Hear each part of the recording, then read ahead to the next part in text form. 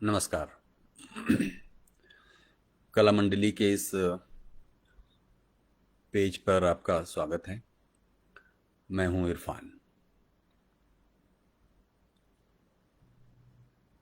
जी कुछ कह रहे हैं?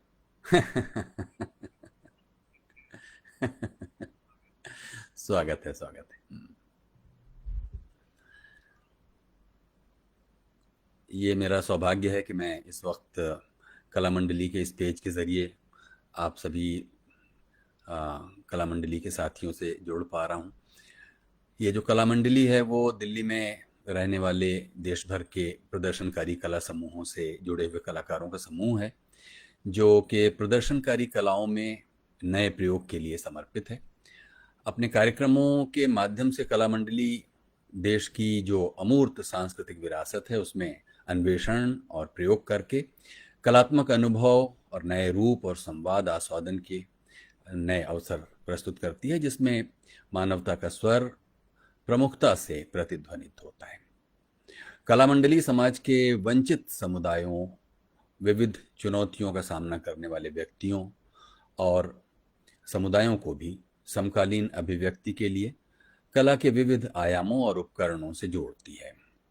युवाओं, बच्चों के लिए प्रशिक्षण के कार्यक्रम चलाती है, जिसमें से राम की शक्ति पूजा, बनारस की सुबह से अवध की शाम तक, ऋतु संहार, रामेश्वर चरित, भेड़िए खारू का खरा किस्सा, नुगरा का तमाशा, विद्यापति बसंत, गांधी और राम, टूअर टापर, गबर की चोर, 10 दिन का अनशन, सूरज का सातवां घोड़ा, ये सब आपकी जानी मानी प्रस्तुतियां हैं जो कला मंडली की लोकप्रिय प्रस्तुतियां बन चुकी हैं आज।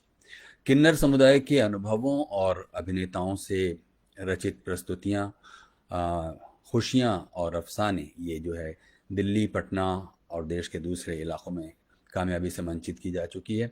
अगरतला, रायगढ़, कोलकाता, चंडीगढ़, दमोह, भोपाल, हिसार, देहरादून सहित कई शहरों में कला मंडली ने अपने नाटकों के प्रदर्शन किए हैं। राष्ट्रीय नाट्य विद्यालय, संगीत नाटक अकादमी, देखू साहित्य कला परिषद, नई दिल्ली के सहयोग से कला मंडली ने प्रदर्शन और नाट्य प्रशिक्षण के कई कार्यक्रम संचालित किए हैं। एक बार फिर से मैं आप सभी का स्वागत करता हूं जो कला मंडली के इस पेज पर जुड़े हुए हैं। मैं प्रतिभा जी का और सुमन जी का और उनके साथियों का बहुत आभारी हूं कि उन्होंने मुझे इस योग्य समझा कि मैं यहाँ अपने अनुभव आपके साथ साझा कर सकूं।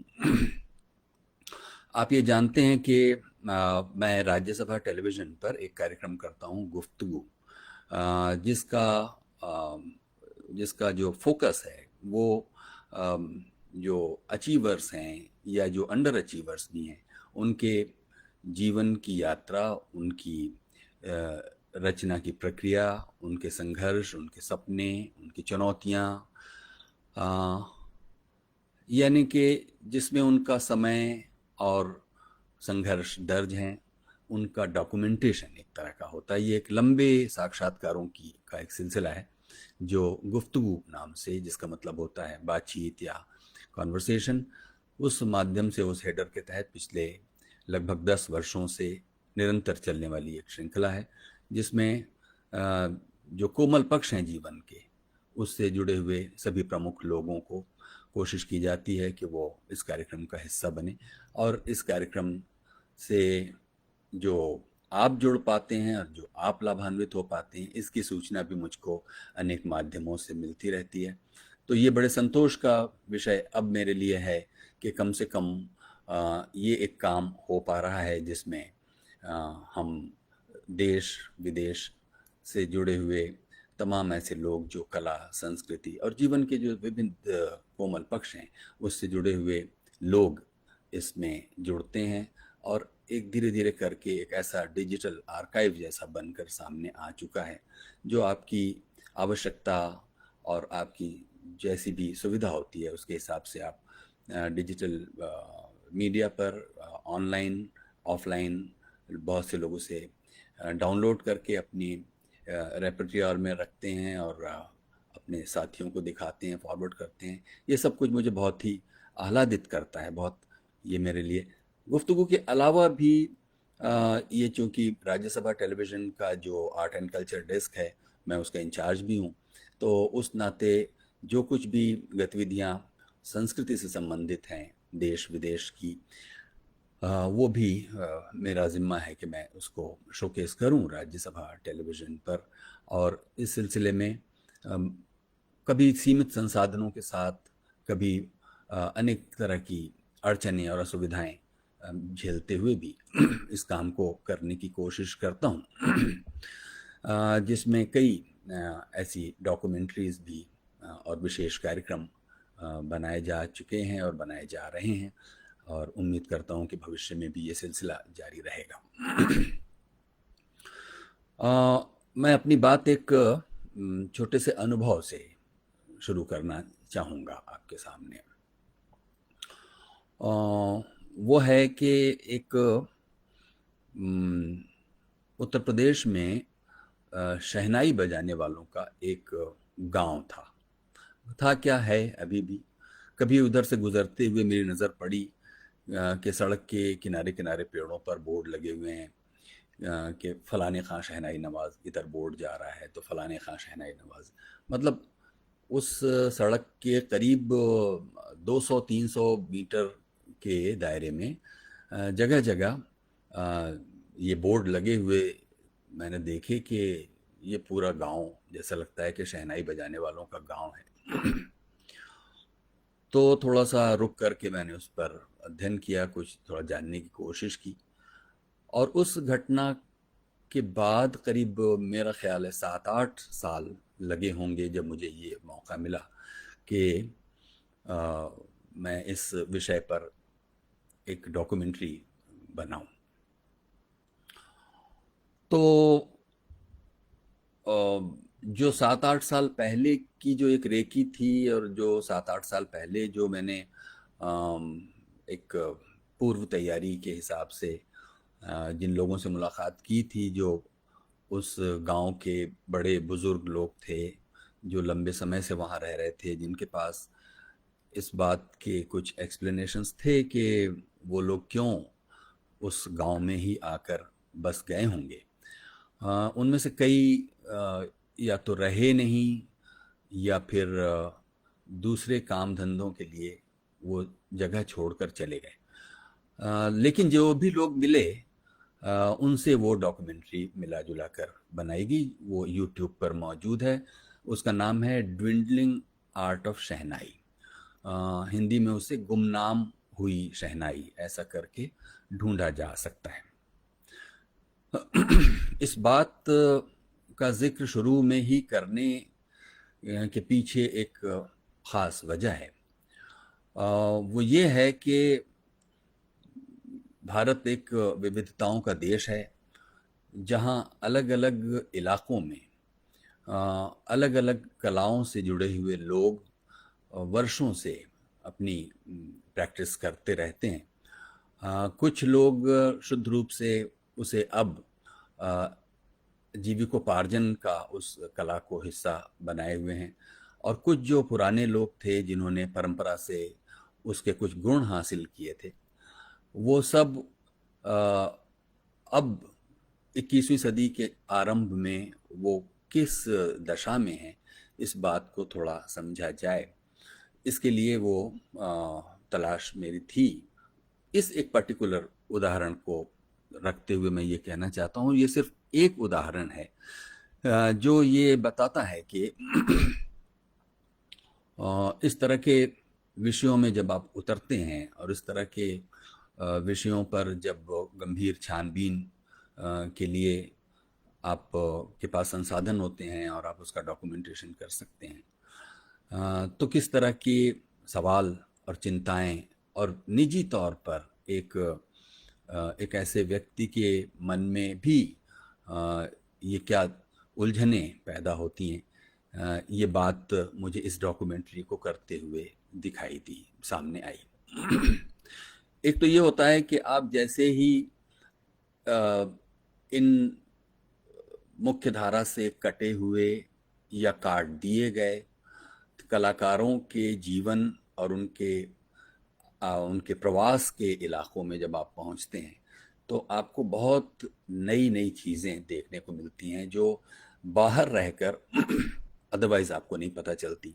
वो अपने अपने गाँव से, कस्बों से, या जो उनका हैबिटाट है वहाँ से निकल कर जब वो महानगरों में आते हैं, तो महानगरों में मंचों पर होने वाली जो प्रस्तुतियां हैं वो तो एक घटना की तरह होती हैं। हो सकता है कि एक किसी विशिष्ट आयोजन के लिए वो बहुत सुदूर इलाकों से चलकर कैसे कैसे यहाँ पहुँचते हैं महानगरों में, जो कि सांस्कृतिक आयोजनों के केंद्र आज की तारीख में बन चुके हैं।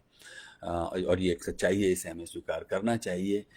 ये अलग बात है कि हाल के दिनों में ये बात भी देखकर मुझे अच्छा लगता है कि ख़ासतौर पर सुमन कुमार संगीत नाटक अकादमी के मंच से इसको विकेंद्रित करने की भरसक कोशिश करते हैं, और महानगरों से अलग जिन ज़मीनों पर ये कलाएं प्रैक्टिस की जा रही हैं उन ज़मीनों पर उन आयोजनों को किया जाए, ताकि उनमें बहुत ज़्यादा यात्रा इन्वॉल्व ना हो, और फिर वो लोग अपने इलाकों में रहते हुए उस अपनेपन और एक पैशन और एक जुड़ाव के साथ और उस आत्मविश्वास के साथ अपनी ज़मीन पर उस प्रस्तुति को कर सकें, और जो स्थानीय लोग भी हैं वो भी उससे लाभान्वित हो सकें। लेकिन ये सब तो देखिए अपवाद स्वरूप ही अगर देखा जाए कि हो पा रहा है कि विकेंद्रित होकर कलाओं के आयोजन हों। और अगर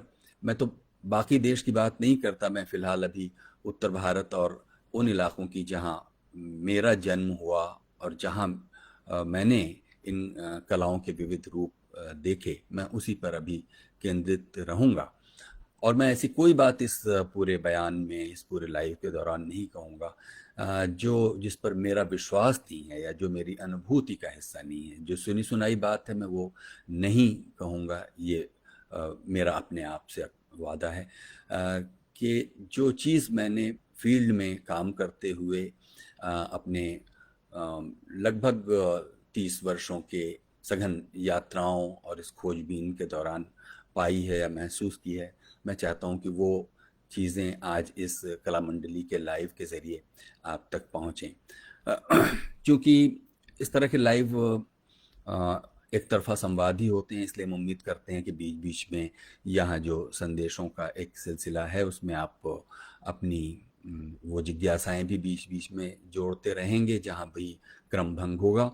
क्योंकि इतनी सारी बातें हैं कहने के लिए कि हो सकता है कि कहीं से शुरू करूं और कहीं को पहुंच जाऊं, लेकिन कोशिश ये रहेगी कि वो एक केंद्रीय चिंता जो आपकी भी चिंता है और हम सभी की चिंता है, वो सभी लोग जो चाहते हैं कि ये जो व्यापक विविधताओं से भरा हुआ देश है और उसमें जो कलाओं की जो व्यापक दुनिया है, वो कैसे हमारे जीवन में वो उस तरह रस घोले, या उन कलाकारों का हम कैसे सम्मान कर सकें, उनकी कलाओं को कैसे जीवित रख सकें, उसका हम कैसे एक साधन या कहिए बहाना बन सकें।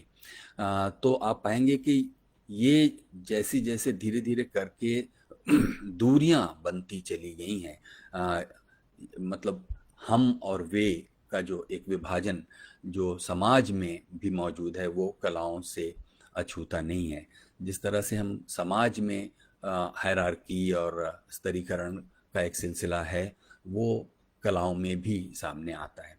एक तरफ आपको उस तरह के शहरों में रहने वाले साधन संपन्न कनेक्टेड लोग और कलाकार मिलेंगे जिनकी कला की एक दुनिया है, और ऐसे असंख्य लोग जो उन कलाओं की के प्रैक्टिशनर्स रहे हैं, और कुछ तो उसमें से अब लगभग विलुप्ति के कगार पर हैं। जिन सब चीज़ों से मिलकर हमारा मन बनता है, हमारी स्मृतियाँ बनती हैं। आप सोचिए कि चाहे वो मूर्त कलाएं हों या अमूर्त कलाएं हों, मतलब चाहे वो चित्रकला हो, संगीत हो, नृत्य हो, नाटक हो, इस तरह के मूर्त आर्ट फॉर्म हो, या इसके अलावा जो नॉन वर्बल आर्ट फॉर्म्स हैं, और जो उस तरह मूर्त नहीं कहे जाएंगे। ये सब चीज़ें, यानी कि उसका जो वाचिक स्वरूप है या जो उसका मूर्त स्वरूप है, उससे अलग जो अनुभूति की एक पूरी दुनिया है, वो सब हमारे इन सब चीज़ों से मिलकर बनती है, जो हमारे व्यापक हॉरिजॉन्टली फैले हुए समाज में मौजूद हैं, मौजूद रही हैं। और उनमें से कुछ अगर आप नज़दीक जाकर देखते हैं तो आप पाते हैं कि उनमें से अब गंभीर चुनौतियों का सामना कर रही हैं।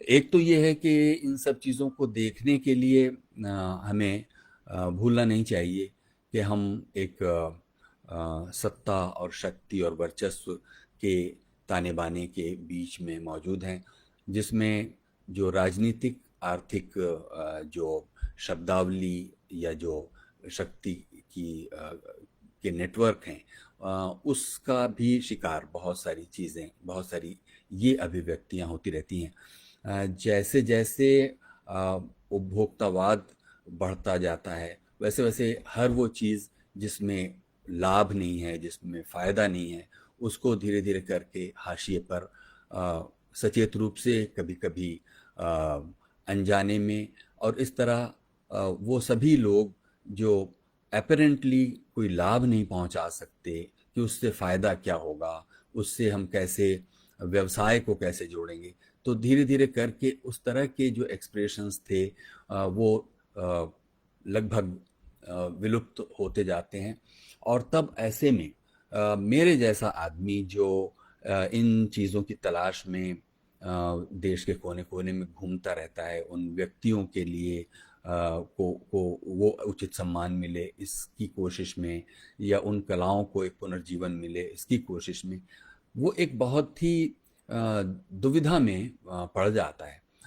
कि अगर आप किसी एक, जैसा कि मैंने शुरू में कहा, इस शहनाई बजाने वाले गांव की इस कहानी में ये पता चलता है कि कभी 1857 के गदर के, या जो हम लोगों का पहला स्वाधीनता संग्राम कहा जाता है, उस दौर में जो राजघरानों में और राजाश्रित जो संगीतकार थे, वो किन्हीं कारणों से वहाँ से दरबदर हुए, और उनमें से एक या एकाधिक परिवार इस गांव में आकर बस गए थे, और उनका मुख्य पेशा दरबारों में या इस तरह के राजसी परिवेश में शहनाई बजाने, या जो वो मंगल ध्वनि और रोशन चौकी वगैरह होती है, उसमें वो बजाने का काम करते थे। और वो सभी परिवार बेघर होकर इस गांव में रह रहे थे। और तब जैसे जैसे सुरुचि संपन्न लोगों की संख्या कम होती जाती है, एक पूरी जनरेशन एक नई तरह की सामने आती जाती है, तो उसमें पता चलेगा कि वो जो चाहे जन्मदिन है या विवाह है या कोई ऐसे मांगलिक अवसर हैं जिस पर शहनाई बजाई जाती है, वो धीरे धीरे उनको वो मौके मिलना बंद हो जाते हैं, हो गए। तो नतीजा ये निकला कि उनमें से बहुत सारे जो नई पीढ़ी के बच्चे वो छोटे छोटे काम धंधों पर आश्रित होने लगे। उनमें से कोई सब्जी बेचता है, तो कोई किसी दर्जी के किसी मतलब कि सिलाई का काम करता है, और कुछ नहीं है तो कोई मजदूरी का काम कर रहा है, कोई किसी बैंड में शामिल हो गया, ये जो शादी ब्याह वाले बैंड होते हैं उसमें शामिल हो गया, और कोई एक वाद्य बजा रहा है। और सब कुछ मिलाकर अगर आप जाकर उस पूरे घर के अंदर की एक दुनिया और उनके रिश्तों को देखें, तो संगीत के साथ जो उनका लगाव और जो सहारा उनको बाहर के समाज से मिलना चाहिए, वो धीरे धीरे ख़त्म होते जाते रहने से अब उनकी जो प्राथमिक उनका ऑक्यूपेशन है वो शहनाई ना होकर और जो दूसरे उनके आश्रय के संसाधन हैं उसके ऊपर होता गया। तब उनको ये उम्मीद रहती है जब कोई किसी टेलीविज़न चैनल से या किसी अखबार से या कोई मीडिया का आदमी, उनके लिए वो एक तरह के मसीहा जैसे होते हैं। और वो तब वो ऐसे में जब आप इस काम को कर रहे हैं और डॉक्यूमेंटेशन में लगे हुए हैं, तो आपको बार बार ये हेल्पलेसनेस आपके सामने आती है कि आप असल में कुछ कर नहीं सकते। आप अंत में उस पर एक प्रोग्राम प्रोड्यूस कर देंगे या उसको दिखा देंगे, लेकिन उनका जीवन वहीं का वहीं रह जाएगा। आप 1 दिन 2 दिन या 4 दिन रहने के बाद आप फिर उस जीवन से बाहर आ जाएंगे और वो वापस वहीं के वहीं रह जाएंगे। और ये हर आयोजन करने वाले को या मीडिया के रूप में देखिए तो जो मीडिया कवरेज करने वाले या उसको डॉक्यूमेंट करने वाले लोग हैं, ये सब उनकी दुविधा का एक हिस्सा है, जिसमें आपको ये दिखाई देता है कि जब शहरों में जब वो अपने आयोजन या कोई किसी कार्यक्रम में हिस्सा लेने के लिए आते हैं, तो जो आयोजक होते हैं वो उनको बड़ी याचना की दृष्टि से देखते हैं, क्योंकि फिर वही ये जो सत्ता और शक्ति का जो एक हायरार्की का एक पूरा सिलसिला है, उसमें वो एक ऐसी रिसीविंग पायदान पर छोड़ दिए गए हैं जहां उनकी कला का जो मान है वो धीरे धीरे करके वो सिर्फ एक दिखावटी, एक तमाशाई चीज़ होकर रह गया है। तो जब मैं ये सब देखता हूँ, ये अपने काम के भी सिलसिले में और वैसे भी, तो मुझे बहुत ही ज़्यादा पीड़ा होती है इस बात को देखकर कि हमने अपने व्यापक परिदृश्य में मौजूद कलाकारों को किस हाल में छोड़ दिया है। और जिस हाल में हमने छोड़ दिया है उसका कोई ना कोई प्रभाव हमारे ऊपर भी पड़ता है, मैं कहूँगा पड़ भी रहा है। तब ये होता है कि आप बिल्कुल अपने अपने ही जीवन के किसी एक अंश को जैसे आप त्याग रहे हैं, उसकी उपेक्षा कर रहे हैं, उसकी अनदेखी कर रहे हैं। और कई बार ये आपकी इच्छा से होता है, कई बार दबावों से होता है, क्योंकि हम इसको स्वीकार कर चुके हैं जो जो जीवन हमारे सामने प्रस्तुत है, और उसमें भी ख़ास तौर पर उपभोक्तावादी ये जो दबाव है हमारे ऊपर, हमने इसको धीरे धीरे करके स्वीकार कर लिया। और हम ये जो हॉरिजॉन्टली फैली हुई कलाओं के जो विविध रूप हैं, उनको हम अपने एक शहरी दृष्टि से देखने लगे हैं।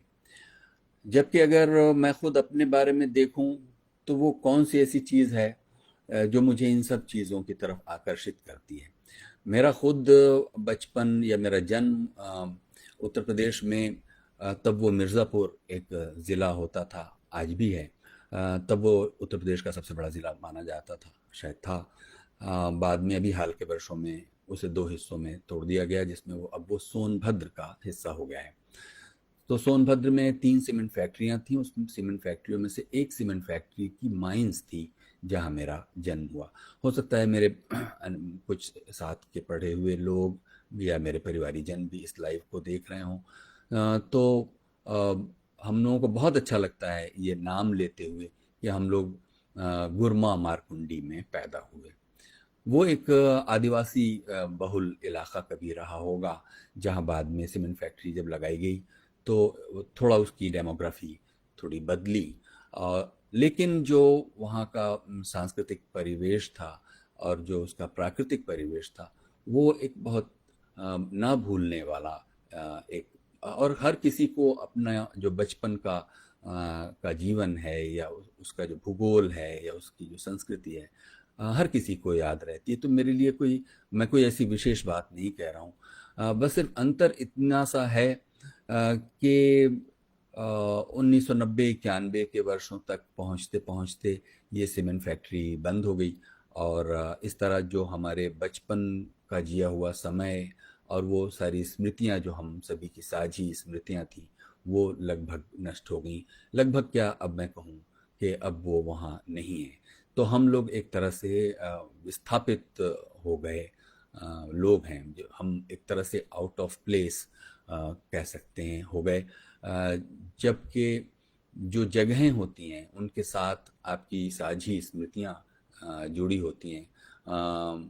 और किसी एक इलाके में रहते हुए वहाँ कोई नदी या कोई जंगल या कोई पहाड़ या वहाँ से गुजरने वाली रेलवे लाइन, ये या कोई मंदिर या कोई मस्जिद या कोई खेल का मैदान या कोई प्रेमिका की गली, ये सब चीज़ें आपकी एक स्मृतियों को निर्मित करती हैं और जो आपको एक शक्ति देती हैं। तो मैं ये देखता हूँ कि जिस तरह का बचपन मेरा गुजरा, और मेरी ही तरह अनेक ऐसे लोग जिन्होंने औद्योगिक कॉलोनियों में जीवन गुजारा होगा, वो बहुत विशिष्ट किस्म के लोग हैं, जिनको जो हम लोगों के सामंती मूल्यों के अवशेष हैं, या जो पिछड़ापन जिसे हम लोग कहते हैं या भेदभाव कहते हैं, उससे हम लोग थोड़ा सा अछूते मतलब रह गए, कि हम इस बात को शहरों में आकर ही थोड़ा जान पाए कि सांप्रदायिकता क्या है, ऊंच नीच क्या है, भेदभाव क्या है। मतलब एक तरह का छोटा सा भारत हमारे लिए वहाँ बसता था, जो बहुत एक छोटी सी खदान, एक छोटी सी कॉलोनी, इंडस्ट्रियल कॉलोनियों का जैसा रूप होता है। उसमें सभी लोग अलग अलग इलाकों से आकर, पता चलेगा कि महाराष्ट्र का भी कोई आदमी है वहाँ, आंध्र प्रदेश से भी है, पंजाब से भी है, बिहार, उत्तर प्रदेश, मध्य प्रदेश, मतलब सभी देश के लगभग लगभग सभी इलाकों के लोग आकर उनके अपने खान पान, बोली, भाषा, और उससे ज़्यादा या उतना ही ज़रूरी पक्ष ये है कि जो स्थानीय लोग, स्थानीय आदिवासी हों, स्थानीय जो वहाँ के रहने वाले दूसरे गांव के लोग हों आसपास के, वो या फिर मज़दूर जो बाहर से आए, वो सब अपने साथ अपने खाली वक्तों के संगीत और गीत और नाटक ये सब लेकर आए, जो हमारे लिए आप सोचिए कि तब जब टेलीविज़न नहीं था, तो हमारे लिए मनोरंजन का सबसे पहला तो सिनेमा था, जो कि हमारे सीमेंट फैक्ट्री की कॉलोनी में इफ़रात से था। मतलब वो मुफ्त जो वेलफेयर क्लब होता है उसकी तरफ से वो मुफ्त दिखाया था, तो इसलिए कभी भी फिल्मों को देखने को लेकर वैसी ललक हम लोगों के बीच कभी नहीं रही जैसी शायद दूसरे लोगों में होगी, जो घरों से भागकर सिनेमा देखते रहे या जिनके लिए सिनेमा देखना एक मतलब आपराधिक कृत्य होता रहा होगा। ऐसा भी मैंने बहुत सारी कहानियों में मित्रों से या और दूसरे लोगों से सुना कि किस तरह फिल्में देखना उनके लिए एक बड़ी ही चुनौती वाली चीज़ होती थी, जबकि फिल्में हमारे जीवन को एक तरह से सृजित कर रही थी। हमारा जो मन है, हमारा सांस्कृतिक जीवन, उसका एक बड़ा अभिन्न हिस्सा फिल्में थी, जो मुफ्त उपलब्ध थी, जिस पर पूरा परिवार बैठकर सामूहिक रूप से बात कर सकता था, सामूहिक रूप से उस पर चर्चा कर सकता था। हम सभी एक साथ बैठकर उन फिल्मों को खुले आसमान के नीचे देखा करते थे। तो अगर आज देखें तो हम लोग, मतलब हमारी पीढ़ी एक ऐसे समय से अभी एक ऐसे समय में पहुंची है, ऐसे ट्रांजिटरी फेज में, कि जिसके बारे में हमारे बच्चे या हमारे बिल्कुल ये जो मिलेनियल पीढ़ी है वो कल्पना नहीं कर सकती कि हम किस तरह के अनुभवों से समृद्ध हो रहे थे। और जो संगीत है, ख़ास तौर पर लोक संगीत, मुझे तो अच्छी तरह याद है कि जो अच्छी तरह याद क्या कहूँ, वो तो मतलब जैसे मेरी रगों में बहता है। उसमें चैती है, बिरहा है, कजरी है, और होली, फाग, मतलब ऐसे ऐसे लोग जो कभी भी उस तरह से शायद कला के मंचों पर कभी नहीं पहुंच पाएंगे, लेकिन उनकी जो जो संगीत की जो ध्वनियाँ हैं, उनका जो गायन है, वो आपको एक ख़ास तरह की ऊर्जा से, ख़ास तरह की चमक आपकी आंखों में पैदा करता रहा। और नाटकों में भी अगर आप देखें तो एक नाटक कंपनी जो कि दरभंगा से आया करती थी, वो रामलीला के लिए करीब 10 दिन हम लोगों की कॉलोनी में वो नाटक कंपनी रुका करती थी, और हम लोगों की जो कॉलोनी के रामलीला कमेटी के लोग थे, उनके साथ उनका एक ऐसा अलिखित अनुबंध जैसा था कि जब भी रामलीला, जब भी दशहरा, विजयदशमी आएगी, तो उससे पहले वो 10 दिन के लिए वो कंपनी आकर वहाँ रुकेगी। इसके अलावा एक सीमेंट फैक्ट्री में ही वहाँ जो जेल कैंप था, एक ओपन जेल था, उस जेल के कैदी और अधिकारी मिलकर जो रामलीला किया करते थे। तो हो सकता है कि इसमें कुछ मैं अतिशयोक्ति भी आपको लगे, लेकिन और शायद बहुत सारे लोग ये मानते होंगे अपने अपने इलाकों के मेलों ठेलों तीज त्योहारों की तुलना, कल की तुलना आज से करते हुए ये ज़रूर कहते होंगे कि जो कल था वो, जो हमारे यहाँ होता था वो वैसा नहीं होता था। लेकिन ये बात हमारे गुरमा के दोस्त अच्छी तरह जानते हैं और याद करते हैं कि सच बात है कि वैसी रामलीला जो हम लोगों ने जेल कैंप में देखी, वैसी जन्माष्टमी जो हम लोगों ने सजाई, और वैसी ईद बकरीद दिवाली, वैसा एक एक जो सामाजिक सामंजस्य का जो एक वातावरण था, उसमें हमारा एक तरह कहिए कि ये जो संस्कार, मतलब ये जो सांस्कृतिक प्रभाव पूरे जीवन पर पड़ता रहता है। और फिर उसके बाद का पूरा जीवन उसी उन्हीं खोई हुई ध्वनियों को की तलाश में शायद गुजर रहा है। मतलब मैं नहीं कहूँगा कि वो कोई तलाश पूरी हो गई है, वो तलाश लगातार जारी है, और जिसमें वो मधुरता जो कहीं हमारे बचपन में कहीं पीछे छूट गई, कहीं वो भिखारी वो। और अभी तो हाल के दिनों में तो मैंने उन नर्तकों को अपनी इसी खोजबीन के क्रम में ढूंढ भी निकाला, हालांकि वो बहुत बुरी हालत में हैं। लेकिन कम से कम बचपन में जो स्मृतियां मन पर दर्ज थी, वो नृत्य वो गीत वो वाद्य धीरे धीरे करके अब अभी पिछले 5-7 वर्षों की इस खोजबीन के क्रम में धीरे धीरे करके सामने आए हैं। तो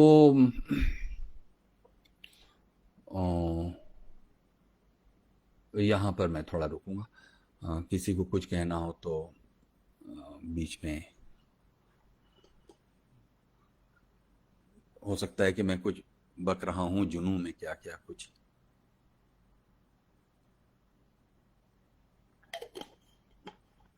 कुछ भी सार्थक हो रहा है तभी आगे बढ़ा हूँ।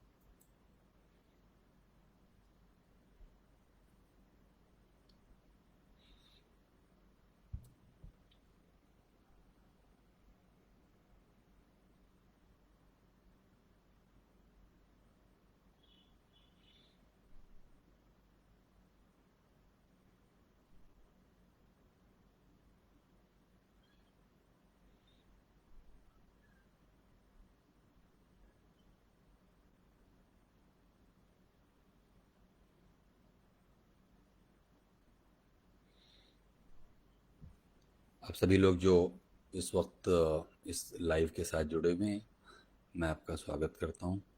इसमें मैं देख पा रहा हूं हरि पराशर हैं, स्मिता पराशर जी, गीतांजलि गीत, उमा शंकर, प्रतिभा जी भी हैं, मीता मिश्रा, हिम्मत सिंह नेगी, पवन झा भी दिख गए हैं, सुमन चौधरी, समीक्षा शर्मा, सुमन चौधरी, बहुत बहुत स्वागत, बहुत धन्यवाद। उमा शंकर जी, अवधेश कुमार मिश्रा, बहुत स्वागत है।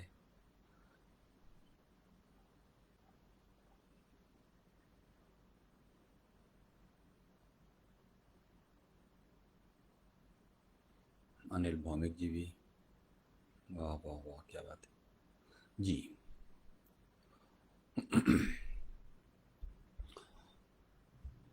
तो आप ये समझिए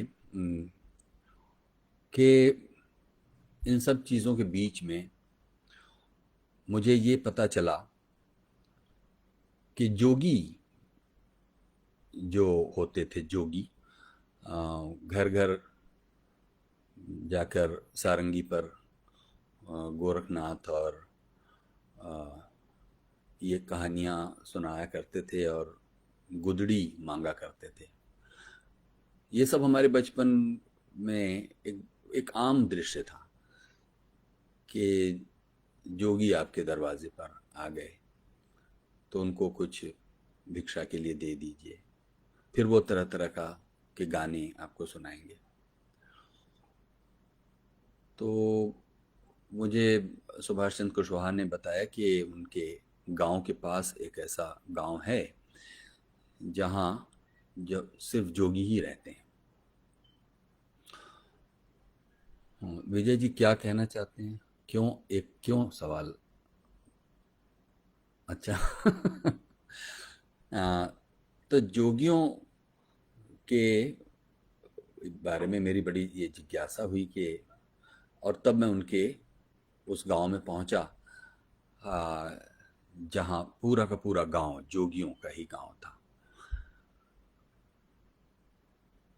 तो पता चला कि वो असल में मुसलमान हैं बेसिकली, जो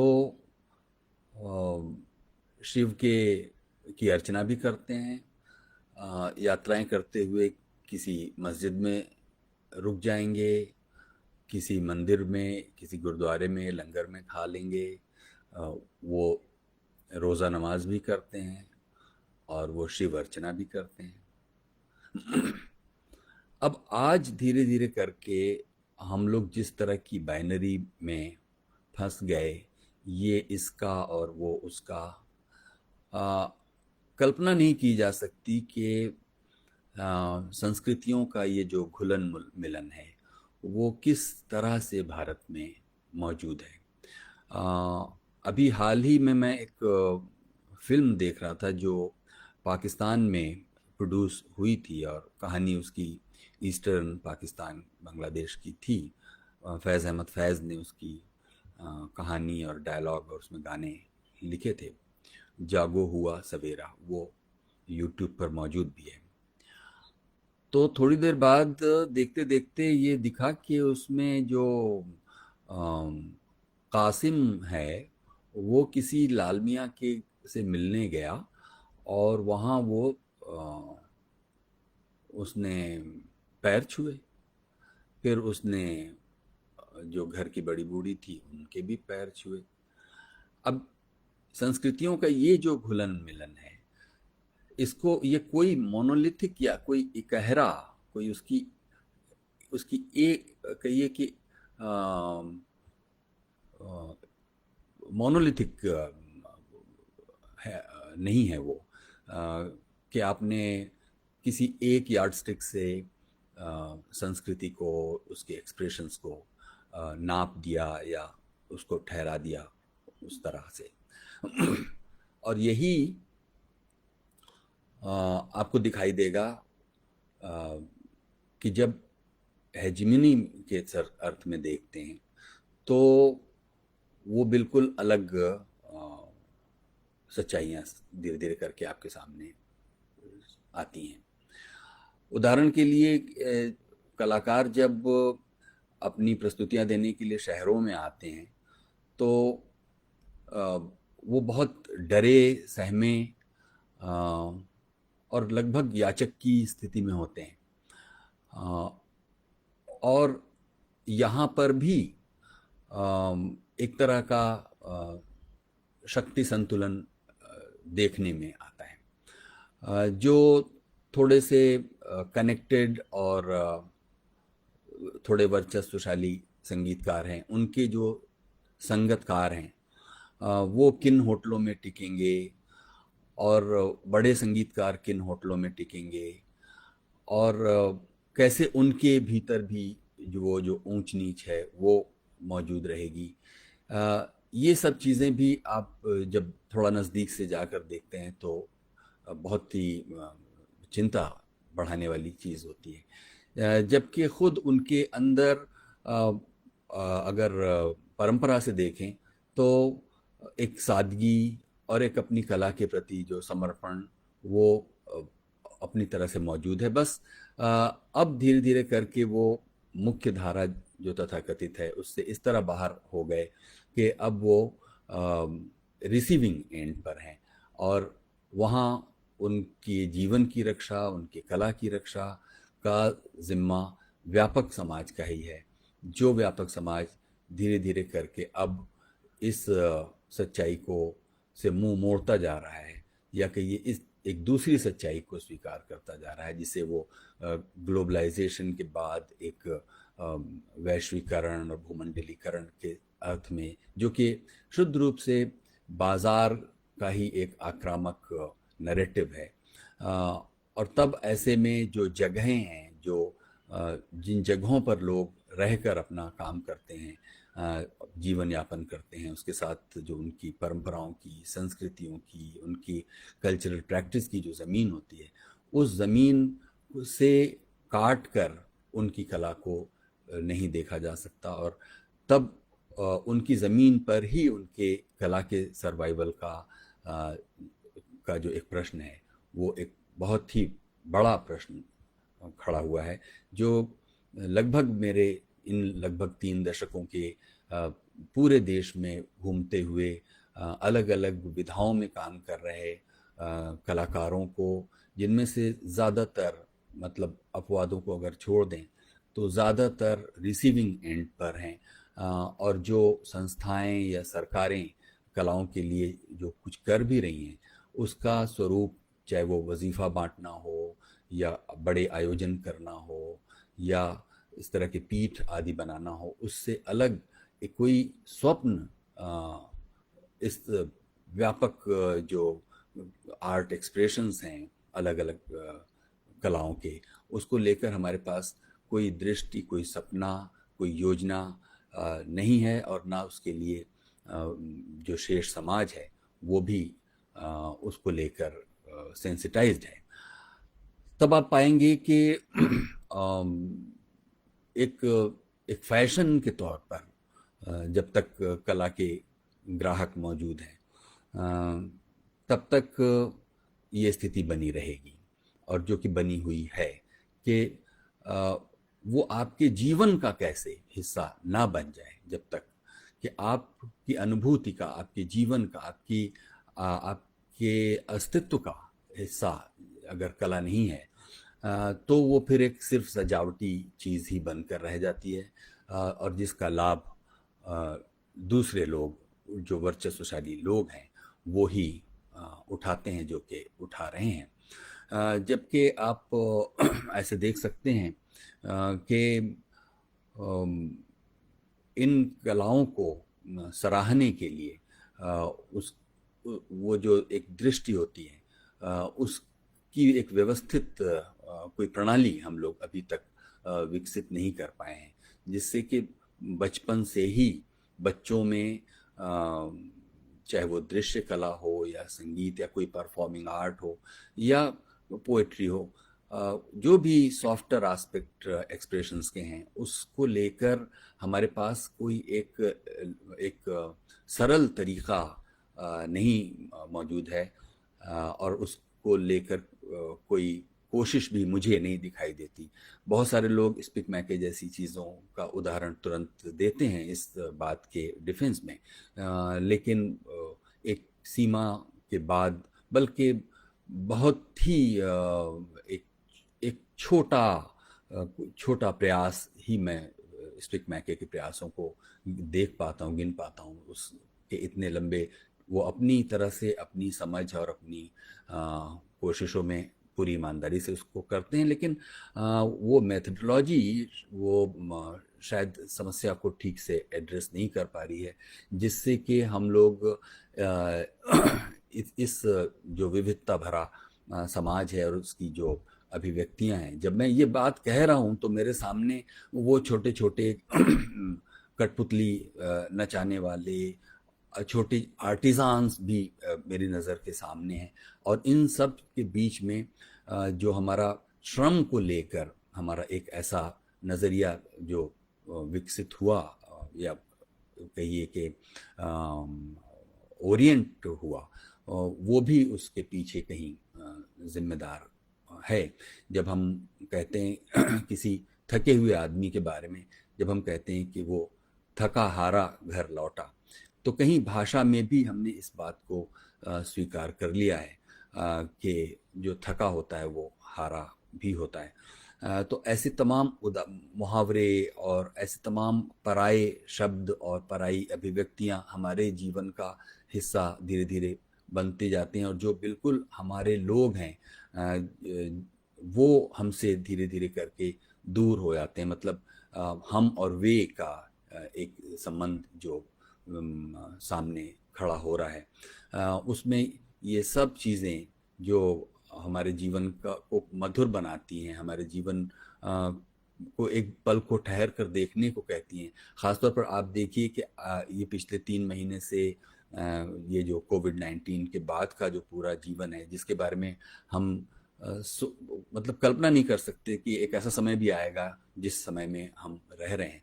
और तब भी हमारे अंदर ये जो एक कॉल जिसे बोलते हैं, कि हमारे अंदर से ये बार बार एक चीत्कार सी उठती है कि हम तो एक भाई हमसे काम लो, हम नौकर हैं, हमको कोई काम दो।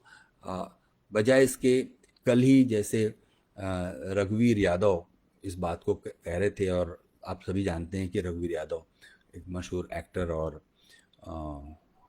सिंगर, म्यूज़िक डायरेक्टर हैं, और उन्होंने तो अपना मतलब जीवन का जो आरंभ है वो पारसी थिएटर से किया। मैं उसमें नहीं जाऊंगा।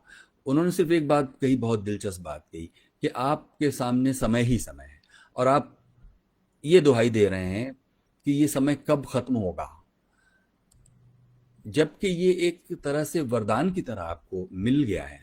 तो इस समय में बैठकर कुछ कर लें।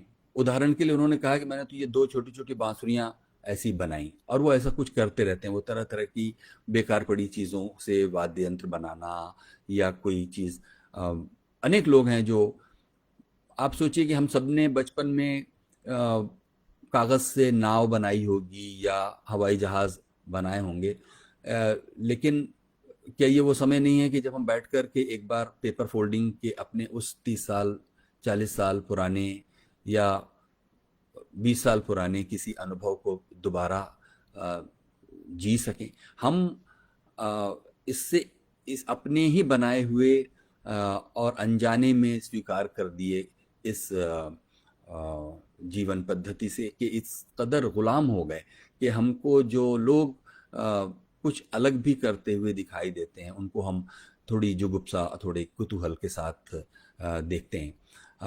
जबकि थोड़ी थोड़ी अगर ऐसे अनुभवों की अगर याद करें कि जब आप उदाहरण के लिए किसी पिकनिक पर जाते हैं या किसी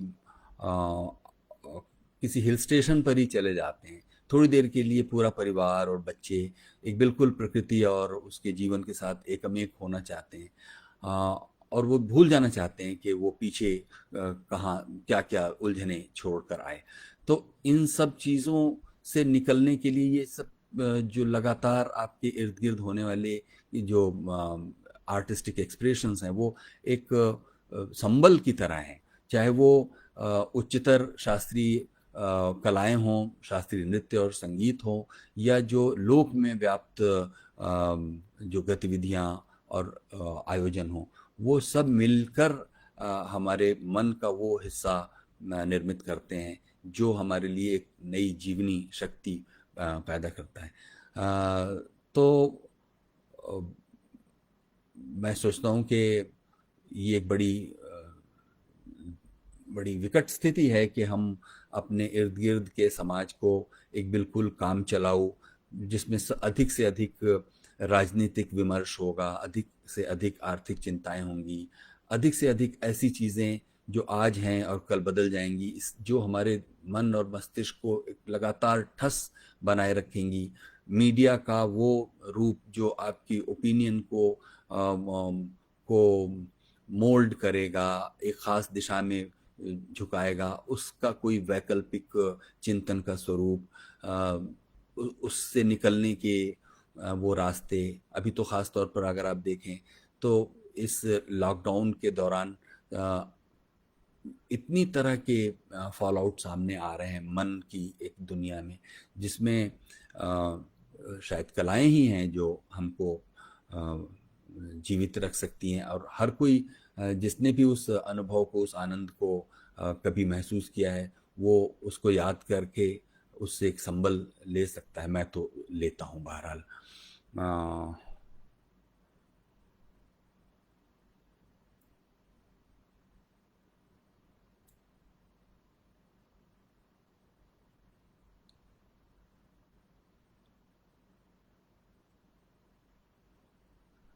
मेरा ख्याल है कि सब लोग बोर ही हो गए हैं, कुछ ज़्यादा किसी के पास कहने सुनने को है नहीं।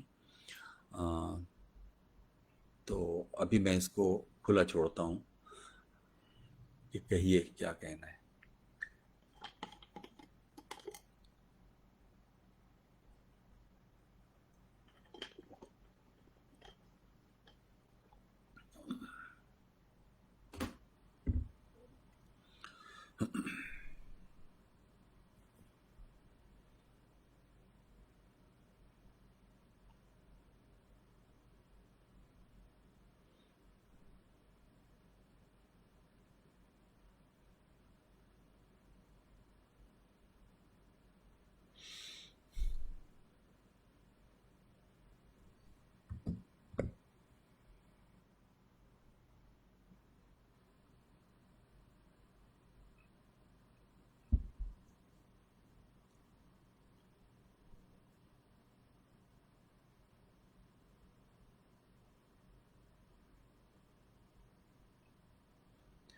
विजय सिंह जी हैं कि आप चले गए?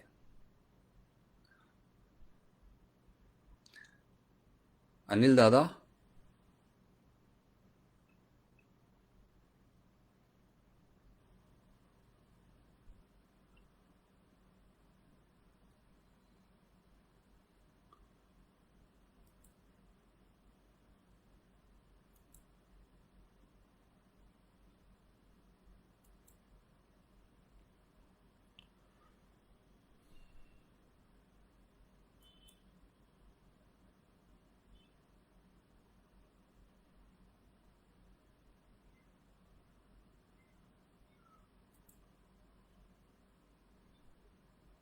संजय भाई को नमस्ते।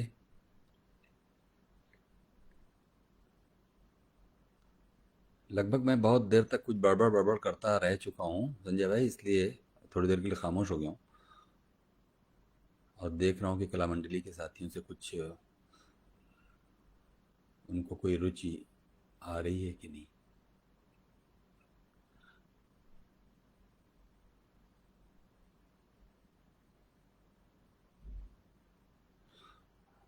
विजय जी ने पूछा कि कला में लोकतांत्रिक भाव होता है, पर वो कलाकार में ट्रांसमिट क्यों नहीं हो पाता।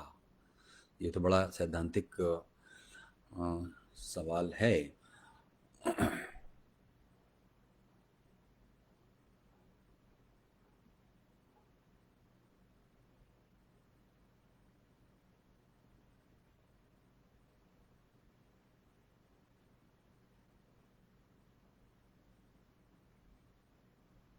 मेरा तो ख्याल ये है विजय भाई कि जब हम कलाकार कहते हैं तो वो कोई इकहरी इकाई नहीं है। अ, हो सकता है कि किसी कलाकार में वो ट्रांसमिट हो भी पाता हो, और किसी में नहीं हो पाता। अ, तो जिस तरह स्ट्रेटिफिकेशन समाज में है, वो कलाकार में नहीं होगा, ये कहना थोड़ा मुश्किल है। इसलिए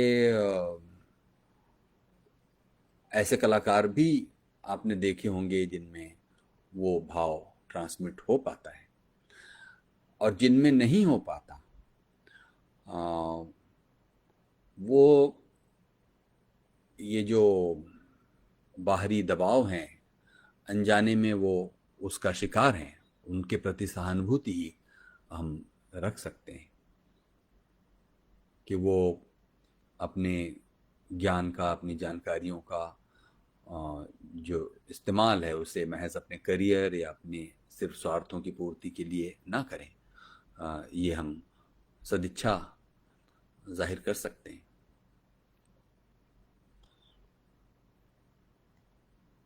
तो इसका मुझे तो यही लगता है, इसका अगर जवाब की तरह इसको देखा जाए, हालांकि ये एक जिज्ञासा की तरह ही मैं देख रहा हूँ, लेकिन चूंकि समाज में वो स्तरीकरण है, इसलिए वो कलाकारों में भी स्तरीकरण है। और ख़ास तौर पर जो कला का जो व्यावसायिक रूप है, उससे भी उसका कोई लेना देना है कि कला का करेंगे क्या आप, उससे उसमें किधर की तरफ आप खड़े हुए हैं। उस अपनी कला को बाजार में उतार कर उसे निजी लाभों के लिए उसका उपयोग करेंगे, या उसको व्यापक मानव कल्याण के लिए उपयोग करेंगे। और बीच में मैं वो सिरा थोड़ा सा छूट गया था, मैं वही कहना चाहता हूँ जब मैंने ये बात कही कि जब थके हारे की बात होती है तो जो व्यापक श्रम से जुड़ा हुआ समाज है, श्रमिक समुदाय है, या जो श्रम का महत्व है हमारे जीवन में, वो देखना, वो ही मेरे लिए वो एक लिटमस टेस्ट की तरह है कि आप अपने श्रमशील जनता को किस तरह देखते हैं, उनके प्रति, उनके श्रम के प्रति आपका रवैया क्या है। इससे तय होगा कि कला के प्रति आपका रवैया क्या होगा और आपकी कला की आस्थाएं कहाँ, किस पर टिकी होंगी। इसलिए इस जनरलाइजेशन को अगर आप अपने ही अनुभव से देखें तो आप पाएंगे कि वो सभी लोग अधिक मानवीय, अधिक तरल, अधिक एक्सेसिबल हैं, जो इस श्रम की प्रक्रिया से होकर गुजरे हैं या श्रम के प्रति एक सम्मानपूर्ण दृष्टि रखते हैं, जो कि बहुत ज़रूरी, मतलब मेरा तो मानना यही है कि ये आखिर वो किस अमूर्त के कल्याण में नहीं लगेगी कोई कला। उस कला का एक ये संदर्भ भी होगा, और कई कलाएं तो श्रम से ही सृजित होती हैं। सिर्फ ये नहीं कि श्रम के गीत और श्रम का संगीत और श्रम की चित्रकला, सिर्फ ये नहीं, बल्कि उसमें श्रम इन्वॉल्व भी है। आज किसी संगीतकार को जब आप 18-18 घंटे रियाज करते हुए देखते हैं या सुनते हैं, या किसी नर्तक को सुनते हैं, तो उसमें श्रम नहीं है ये आप नहीं कह सकते। उसमें उस श्रम का भी मूल्य है, और उसके प्रति वो अगर आस्था डिगेगी तो वो जो आपका सवाल था कि वो क्या था कि कलाकार में ट्रांसमिट क्यों नहीं हो पाती, इसीलिए नहीं हो पाती होगी शायद कि वो एक अपने द्वारा की गई कला का बाजार में मूल्य ढूंढ रहा है, और इस क्रम में वो अपनी वो जो बुनियादी जो मानवीय उसका पक्ष है उसको अनजाने में खो रहा है। राजीव खन्ना क्या कह रहे हैं, रंगमंच की रिवाइवल को किस तरह से सोच पा रहे हैं? सिर्फ रंगमंच ही नहीं राजीव जी, आप देखिए कि लगभग सभी कलाएं एक बहुत ही संकट के दौर से गुजर रही हैं, और कोई भी खुली आंख से देखने वाला इंसान ये कह सकता है कि, एक मिनट, ये कौन है भाई जी? हाँ बोले। हाँ हाँ, अच्छा ठीक है ठीक है, तो हाँ सुनिए, बात ये है, मैं भी एक प्रोग्राम, हाँ थोड़ी देर में बात करते हैं। मैं खुद ही कॉल कर लूंगा, मैं कर लूंगा श्रुति। हाँ, थैंक यू। हाँ, तो अगर आप खुली आंखों से देखें तो कला का जो पूरा कारोबार है हम लोगों के यहाँ, वो अ, कोई बहुत स्वस्थ स्थिति में नहीं है। अ, इस पर एक मेरा ख्याल है कि इस पर एक राष्ट्रव्यापी बहस होनी चाहिए। जो ये जो बंद कमरों से थोड़ा निकाल कर इसको करने की ज़रूरत है। आप में से शायद बहुत कम लोग इस बात को जानते होंगे कि भारत में नागालैंड अकेला राज्य है जहाँ पर एक तरह से उसको बोलते हैं म्यूज़िक को लेकर स्पेशल टास्क फोर्स है। और उनका जो हॉर्नबिल म्यूज़िक फेस्टिवल है, वैसे म्यूज़िक फेस्टिवल की कल्पना आ, मतलब कम से कम शेष भारत के लोग नहीं कर सकते। जो हॉर्नबिल म्यूज़िक फेस्टिवल है, खुद मैंने वहाँ के जो बहुत लोकप्रिय गायक अलोबो नागा हैं और उनकी टीम के लोगों के साथ बहुत नज़दीकी से उस जीवन को देखा है।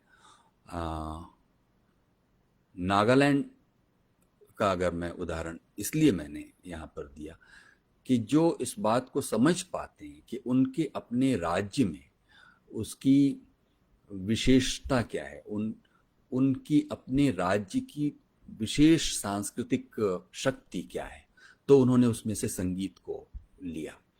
मैं नहीं कह रहा हूँ कि उसी तर्ज पर आप उदाहरण के लिए हरियाणा में कोई म्यूजिक टास्क फोर्स बना दे। हो सकता है हरियाणा में कोई और दूसरी चीज़ हमको बनानी पड़े।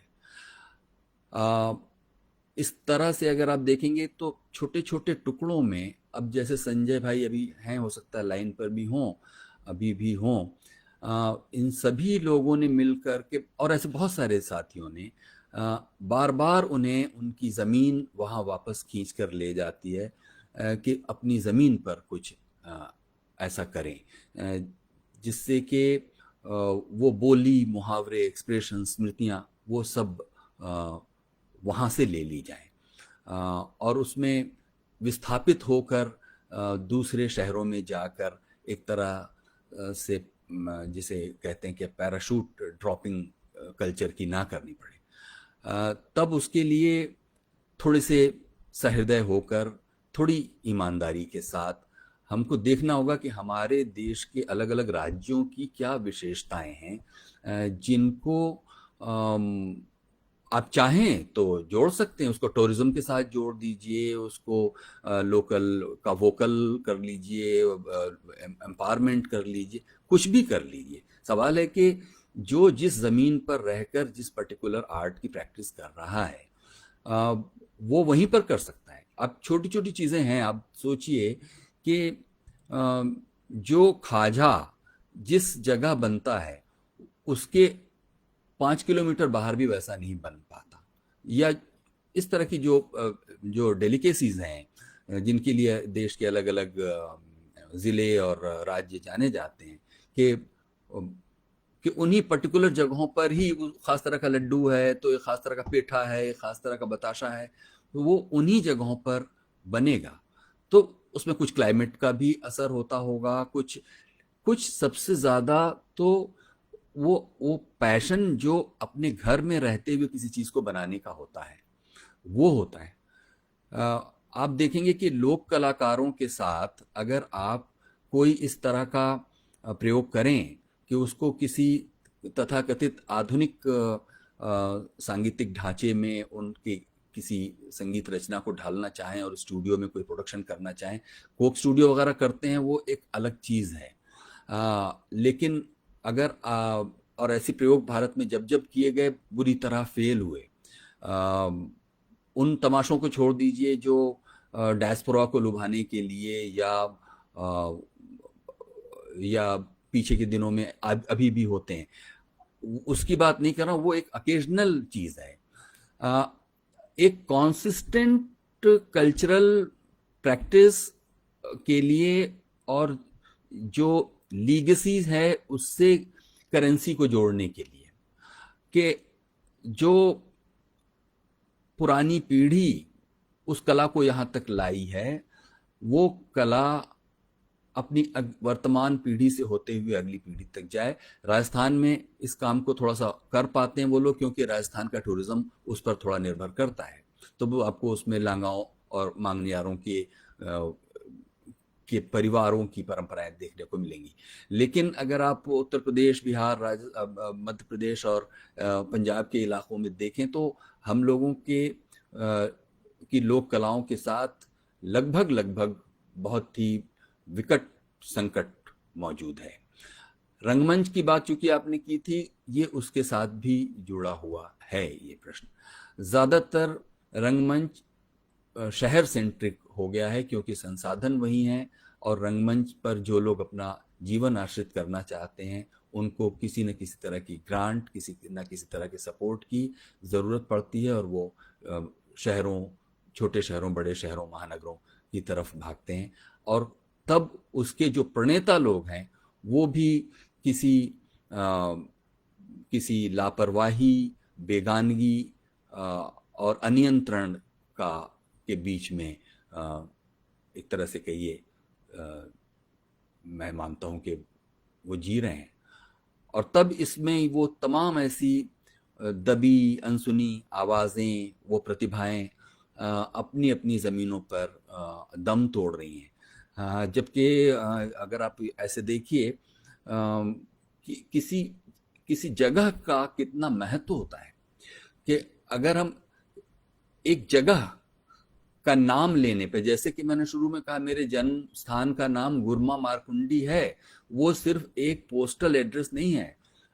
उसका नाम लेते ही उसके साथ तमाम परंपराएं, संस्कृतियां, स्मृतियां, दुख, सपने, वो सब खड़े हो जाते हैं। और सिर्फ एक के साथ नहीं खड़े होते, वो अनेक लोगों के साथ खड़े होते हैं, पूरी जनरेशन के साथ खड़े होते हैं। इसी तरह से अगर आप उदाहरण के लिए ऑशविट्ज़ कहेंगे, तो पोलैंड का वो शहर जिसके साथ नाजी हॉलोकॉस्ट जुड़ा हुआ है, वो पूरी चीज सामने आ जाती है। आप अगर आप उदाहरण के लिए अयोध्या कहेंगे, तो वो सिर्फ एक पोस्टल एड्रेस नहीं है, उसके साथ एक, आप जलियांवाला बाग कहेंगे, आप चौरी चौरा कहेंगे, जगहों का बहुत महत्व है।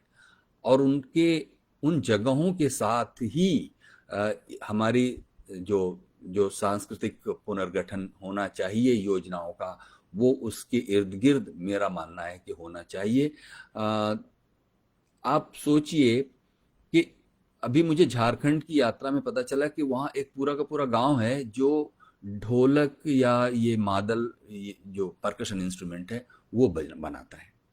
ये सब चीजें हम लोग अफ्रीका के देशों में देख चुके हैं, कि जहाँ पूरा पूरा गांव संगीतकार है, पूरा पूरा गांव, एक पता चलेगा कि कोई सुशिर वाद्य बनाता है, तो कोई परकशन इंस्ट्रूमेंट बनाता है।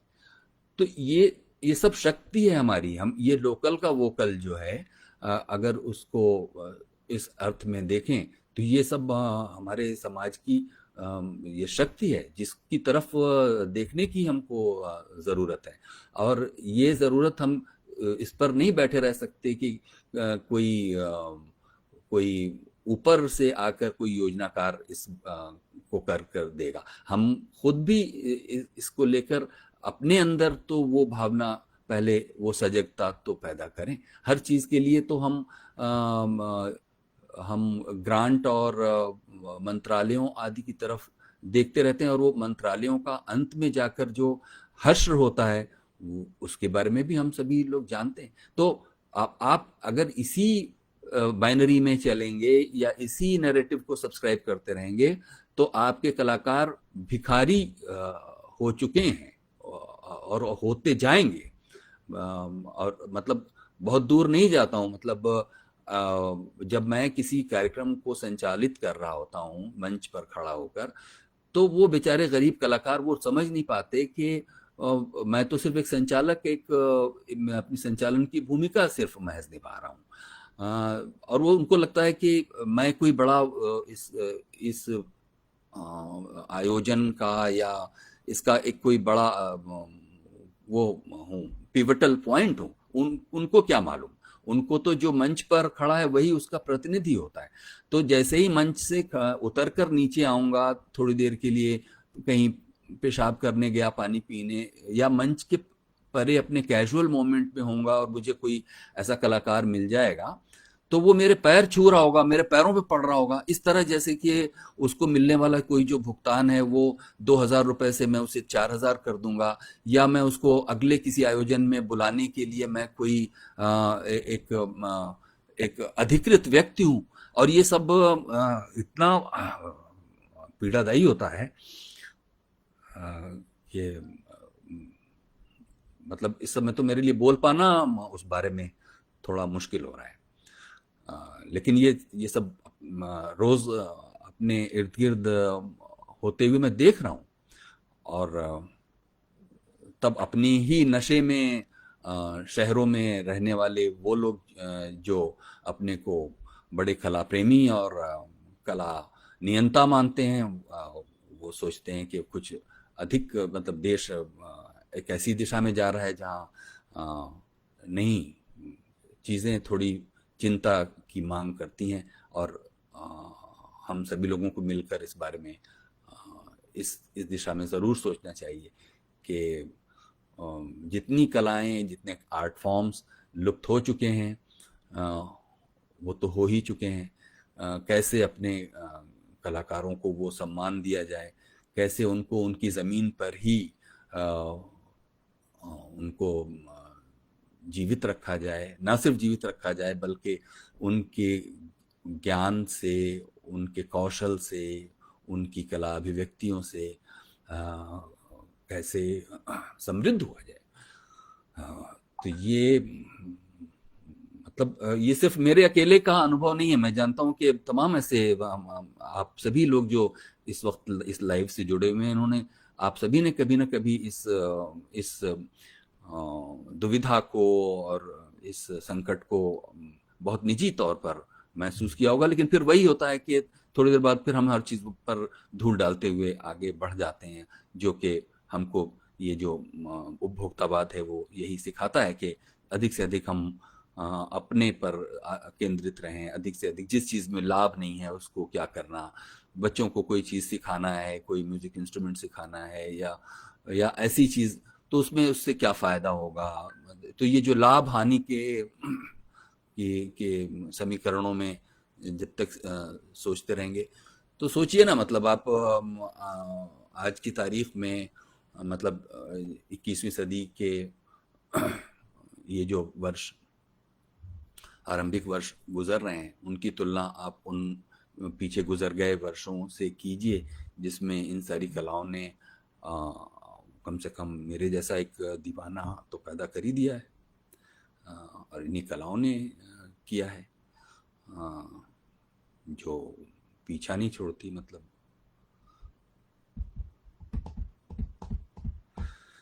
तो ये सब बातें हैं गुरुजी।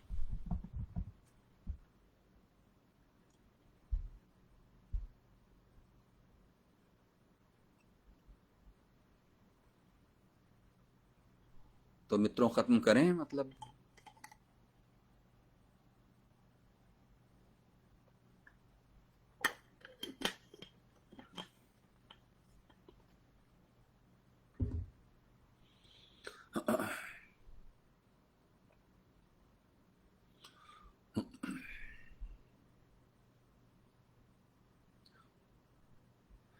नटराज, हसरत, मीरा, क्या आप अभी भी मौजूद हैं? एक पिंग देकर बताइए।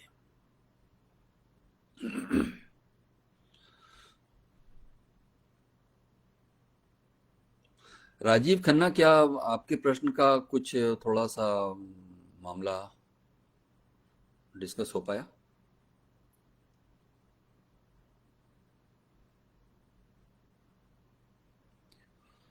हाँ।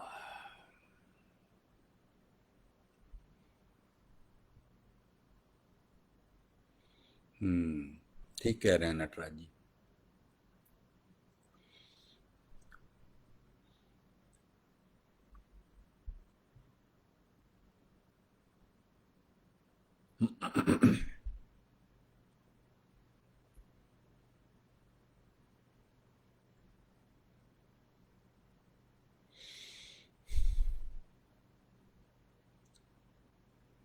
अच्छा, राजीव जी ने सहमति जताई है। हाँ, मतलब ये कि स्थिति विकट है गुरु जी।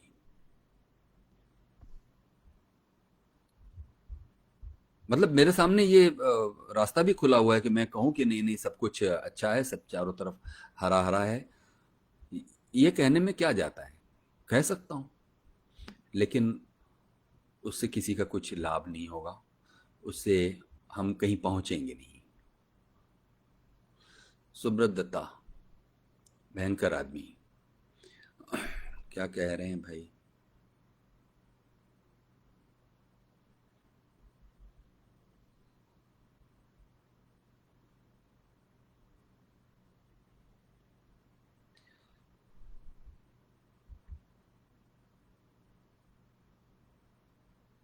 हाँ बिल्कुल, आप सही कह रहे हैं सुब्रत दादा।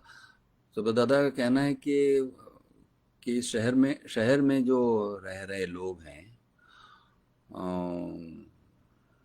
मतलब कलाकार या उनकी कला, बाजार के चलते कहीं ना कहीं अपनापन या उसकी ऑनेस्टी वो खो रहे हैं। सही बात है।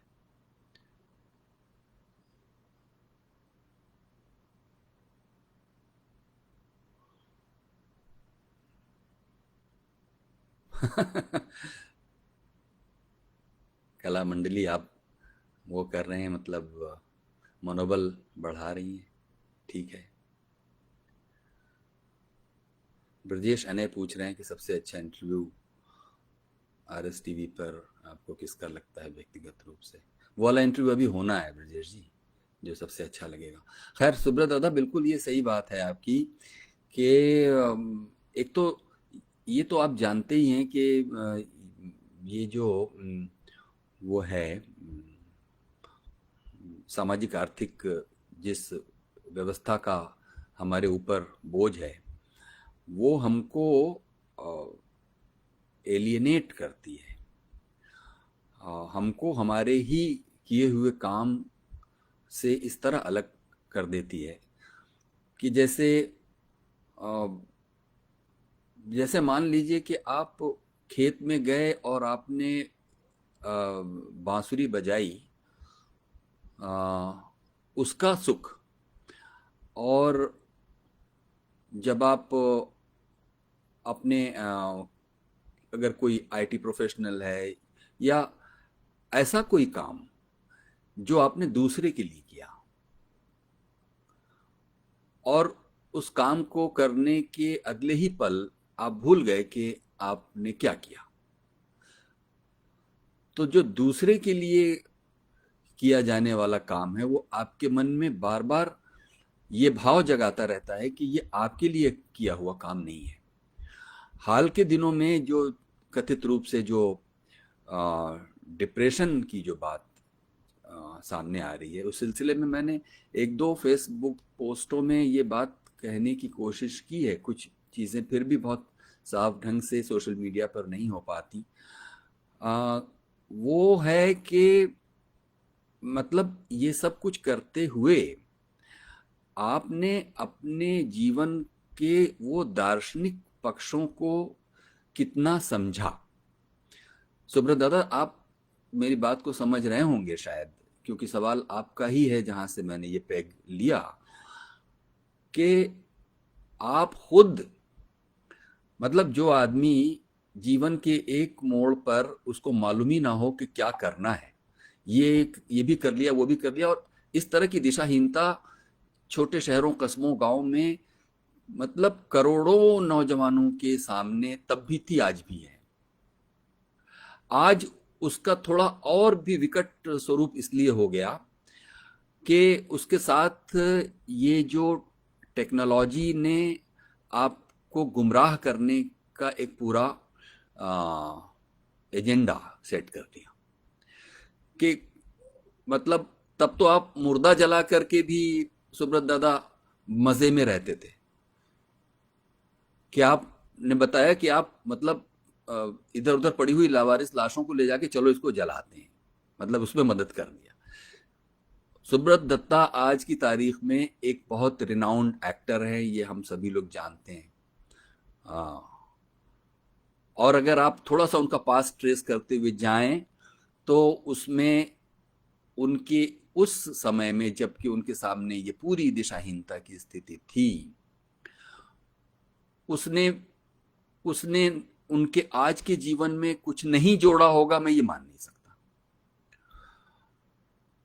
तो जो कुछ भी हम आज कर रहे होते हैं वो हमारे पीछे से चली आ रही तमाम कार्रवाइयों का कोई, जैसे कि चप्पल जिस दिन टूटती है वो उसी दिन नहीं टूटती, वो थोड़ी थोड़ी पहले से टूट रही होती है, जिसको रवीश कुमार कहते हैं कि एक पेड़ में कई बारिशों का पानी होता है।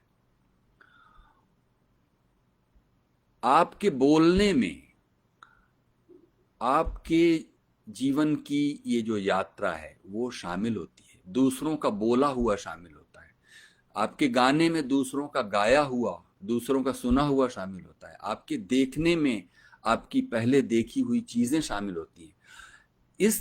इस डायनामिज्म को समझे बिना और इस डायनामिज्म को समझने के लिए थोड़ा हमें अपने आप को इससे आज़ाद करना पड़ेगा, जो ये चारों तरफ से पड़ने वाली हमको मूर्खता की प्रैक्टिस, कि हम अधिक से अधिक समय हमारा इसमें लगता है कि हम कैसे बेवकूफ़ बने, यानी कि हम बेवकूफ़ बनने की प्रैक्टिस करते रहते हैं।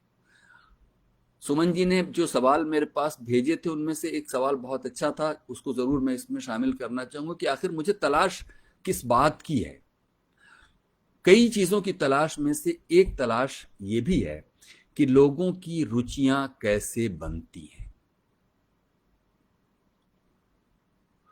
कि आप ही के घर में आप ही का बच्चा एक खास उम्र के पड़ाव तक एक खास तरह की रुचि का होता है और फिर वो सडनली कहना शुरू कर देता है कि मुझे ये अच्छा नहीं लगता, मुझे ये अच्छा लगता है। तो ये रुचियां लोगों की कैसे बनती हैं, ये मेरे लिए सतत तलाश का एक प्रश्न है। कभी कभी लगता है कि हाँ, वो तलाश के कहीं पहुंच रहा हूँ, फिर लगता है कि नहीं, नहीं समझ पा रहा हूँ, अभी भी बहुत कुछ समझने के लिए। और दूसरी चीज़, दूसरी क्या, कई और चीज़ों में वो एक एक क्यूरियोसिटी जो मतलब कभी ख़त्म नहीं होती, वो हमेशा बनी रहती है। और ख़ास तौर पर जब मैं आर्ट के बाहर से इसको देखूं, एक जर्नलिस्टिक क्यूरियोसिटी की तरह, तो बहुत सारी चीज़ों को मैं नहीं स्वीकार करता, जो बता दी गई हैं उनको प्रॉब्लमेटाइज करता हूँ, उन पर सवाल खड़ा करता हूँ कि क्यों है ऐसा। संगीत में, शास्त्र में, परंपरा में जो कुछ है वो कैसे ऐसा क्यों है, वो क्या अनुभव से टेस्टेड है, इन सब को क्वेश्चन करना और अपनी क्यूरियोसिटी को जिंदा रखना, ये कोशिश करता रहता हूं। तो मैं फिर वही कह रहा था कि ये जो एक लंबी मतलब एक पेड़ में जो कई बारिशों का पानी होता है, उसी तरह हम लोग एक समय के बाद ये जो गिवन रिलेशनशिप, गिवन हायरार्की और जो समाज व्यवस्था, उसकी अर्थव्यवस्था है, उसको स्वीकार करने के बाद एक उस अंधी दौड़ में, फिर उस विशेष साइकिल में शामिल होने के अलावा कोई हमारे पास चारा ही नहीं बचता, नहीं बच रहा। तो अब ऐसे में एक साथी ने पूछा कि भाई इसमें हम लोग करें क्या, तो ये सोचने की ज़रूरत है कि क्या करें।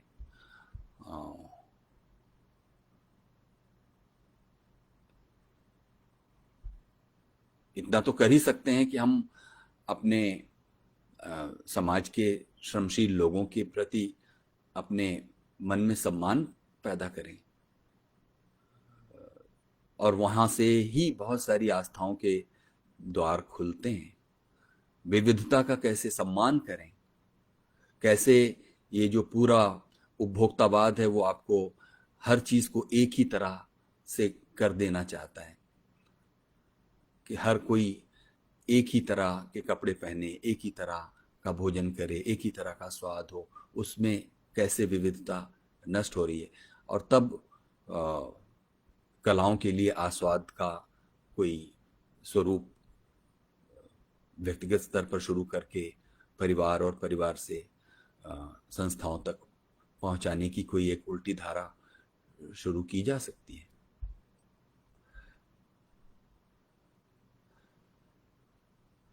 ये केपी पांचाल पूछ रहे हैं। हाँ, असल में लॉकडाउन के समय ये मैं तो बहुत सारे इंटरव्यू करके अभी मेरे पास रखे हैं राज्यसभा टीवी आ, के वॉल्ट में, वो प्रोड्यूस नहीं हो पा रहे हैं। उनमें बहुत सारे लोगों ने देखा होगा, श्री राम राघवन का भी एक इंटरव्यू है, उसमें एक संजय के रॉय जो जयपुर लिटरेचर फेस्टिवल में कई लोगों का मैं करके लाया था, वो हैं। एक अस्मा खान, एक ब्रिटिश शेफ हैं, उनके साथ कई ऐसे इंटरव्यू हैं जो रिकॉर्डेड रखे हुए हैं, उनको अभी मुझे प्रोड्यूस करना है।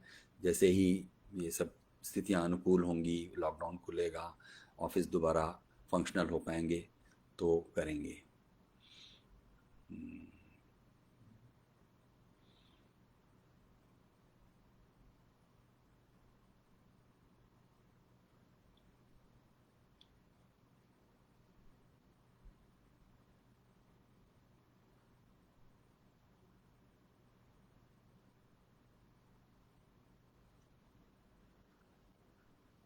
तो फिर सभा समाप्त की जाए।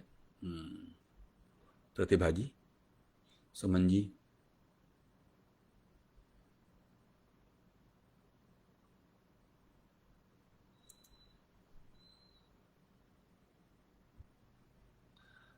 हाँ, ये बहुत अच्छा सवाल कला मंडली की तरफ से आया, मैं इसी को आखिरी सवाल मानकर चलता हूँ। देखिए, इन्होंने पूछा है कि अपने व्यावसायिक हुनर का भविष्य मैं क्या देख रहा हूँ। मैं बहुत ही उज्जवल देख रहा हूँ, बहुत ही उज्जवल भविष्य। इस अर्थ में, देखिए, अगर आपने टिकटॉक के वीडियो देखे हों, जो कि सबने देखे होंगे, चाहे अनचाहे उनकी नज़र से गुजरा होगा, कि टिकटॉक के वीडियो से आपको ये पता चलता है कि कितना लोगों के अंदर कितनी क्रिएटिविटी है। उस क्रिएटिविटी को आप और हम क्या कोई दिशा दे सकते हैं? अभी उसको उसके हाल पर छोड़ दिया गया है, और तब उसमें अगर थोड़ा वैल्यू जजमेंटल हुआ जाए तो अराजकता मची हुई है। और उसमें लेकिन वही वही लोग जो अपने स्मार्टफोन का इस्तेमाल टिकटॉक के वीडियो बनाने में कर रहे हैं, वो एक इतनी बड़ी फौज, अगर उनको थोड़े से ओरिएंटेशन, थोड़े से सपने और थोड़े से अनुशासन में डाला जा सके, जो कि जाहिर है उसके लिए प्रयास की ज़रूरत पड़ेगी। उसके लिए हमें हमारे कल्चरल हीरोज़ की ज़रूरत पड़ेगी, मतलब कल्चरल लीडरशिप जिसे कहते हैं, उसकी ज़रूरत पड़ेगी। कल्चरल लीडरशिप अभी फ़िलहाल शहरों में ग्रांटों पर, अपनी निजी सुख सुविधाओं में और शक्ति संतुलन में अपनी सेटिंग करने में लगी हुई है। वो लीडरशिप, उनमें से जाहिर है अपवाद भी हैं बहुत सारे।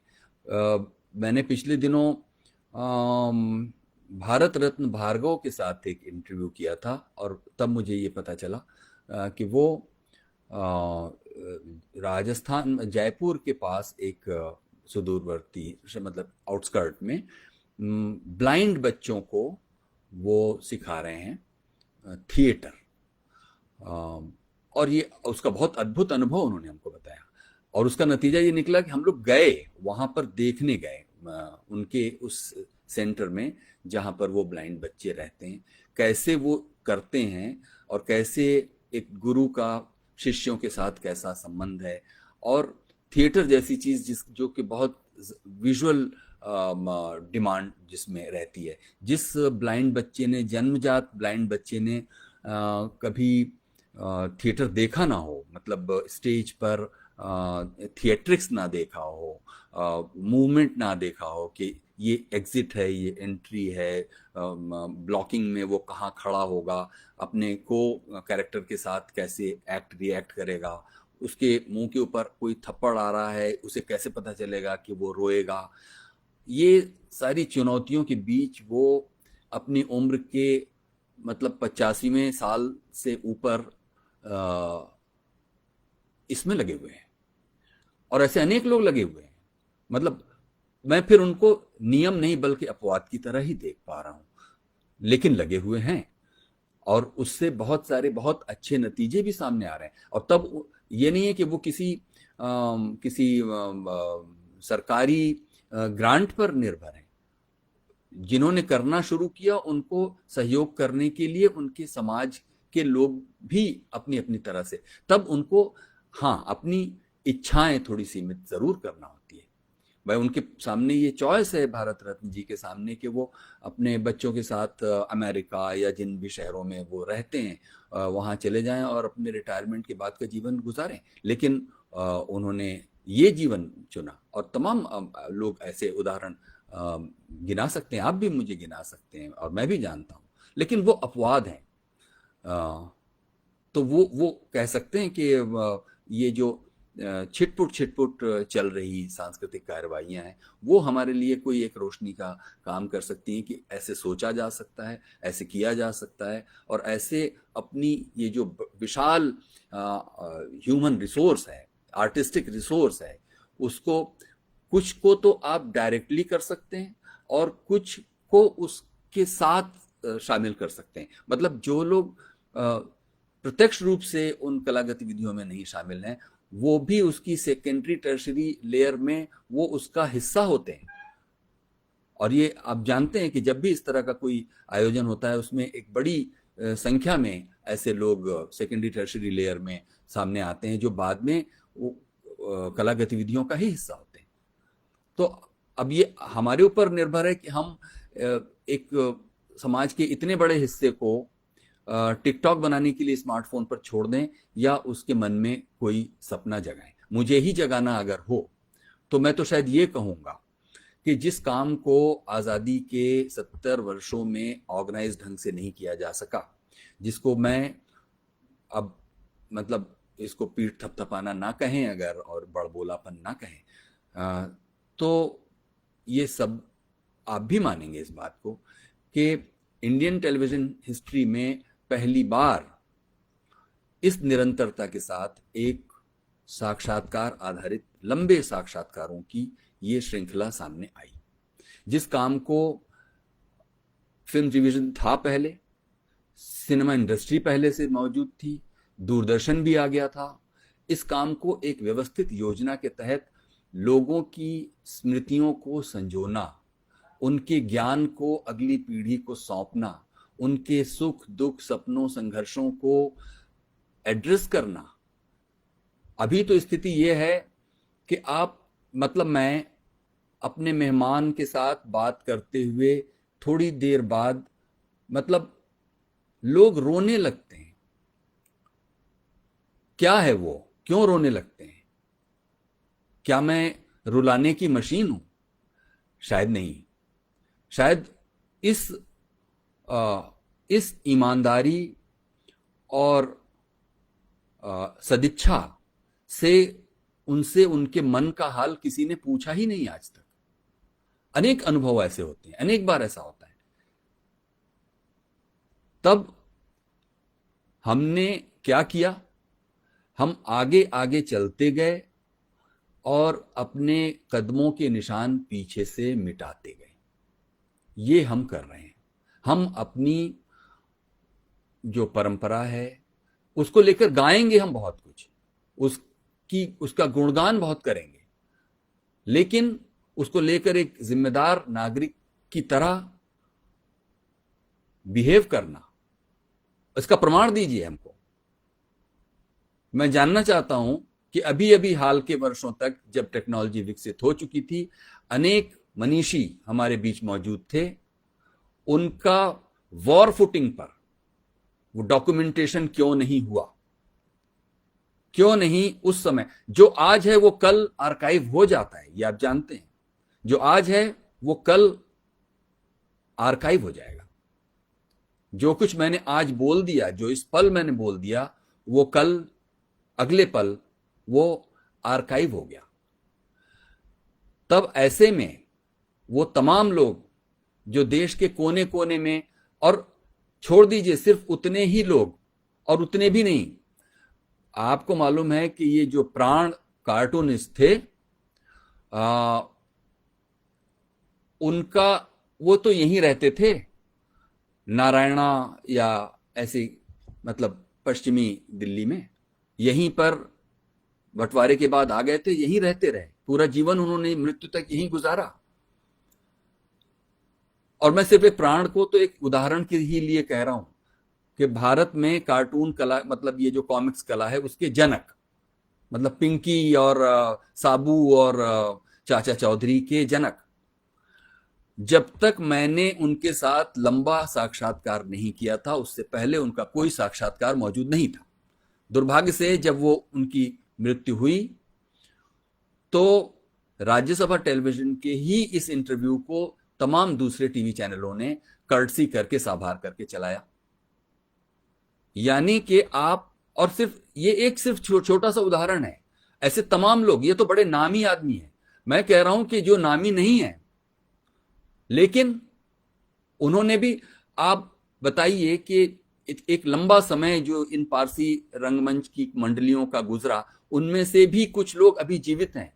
सुमन जी के सौजन्य से देशज कार्यक्रम में ऐसे कलाकारों से मेरी मुलाकात हुई, तो मैंने उनसे ये जानने की कोशिश की कि वो मंडलियां, जब जिनमें स्त्री भी होते थे, स्त्रियां भी थीं, पुरुष भी थे, और वो महीनों महीनों किन्हीं खुले मैदानों में टेंट लगाकर रहते थे, स्त्रियों की सुरक्षा का क्या होता था, उनके शौच आदि की क्या व्यवस्था थी, उनके खाने पीने की रुचियों का कैसे ध्यान रखा, ये सारी चीजें हमारे कल्चरल मैपिंग का हिस्सा है।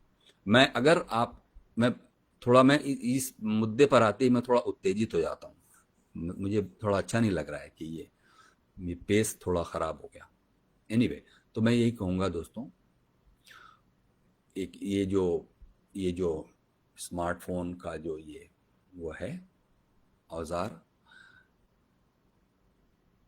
कि ये जो हमारे इर्द गिर्द पूरा इतिहास मौजूद है, ऐसे आप हाथ बढ़ाइए, एक इतिहास आपके पास मौजूद है। आपके घर में आपकी दादी को जो याद हैं कहानियाँ या लोरियाँ, उनको कौन डॉक्यूमेंट करेगा, मुझे बताइए,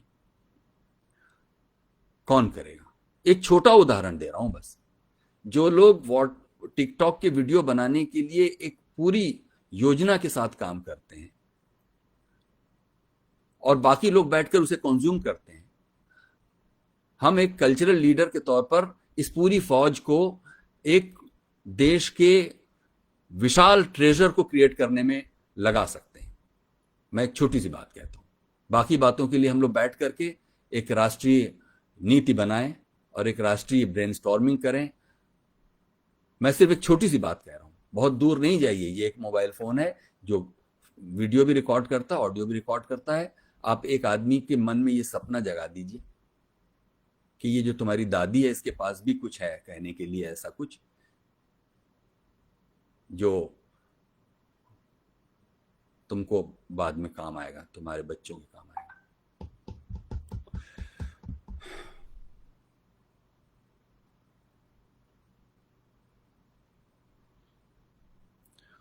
ब्रजेश अनय, आज तक व्यक्तिगत रूप से सबसे अच्छा इंटरव्यू किसका लगा आरएस टीवी पर? मैं कह चुका हूं वो इंटरव्यू अभी होना है।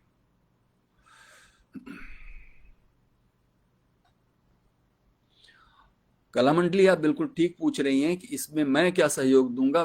मैं तो उनको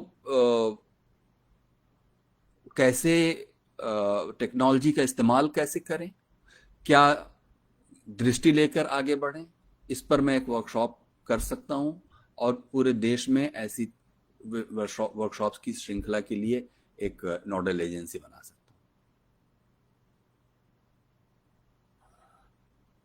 जो लोग टिकटॉक वीडियो बनाते हैं उनको किसी ने कोई बताने गया था कि ऐसे करो तो वो होगा।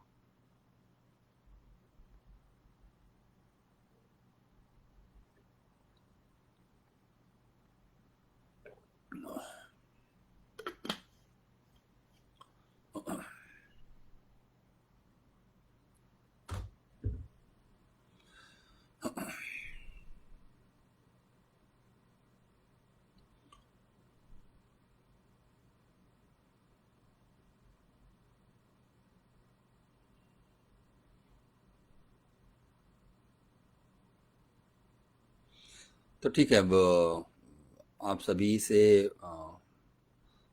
विदा लेता हूँ, ये कहते हुए कि हो सकता है कि जिन उम्मीदों के साथ आप इस लाइव में जुड़े हों वो पूरी ना हुई हों।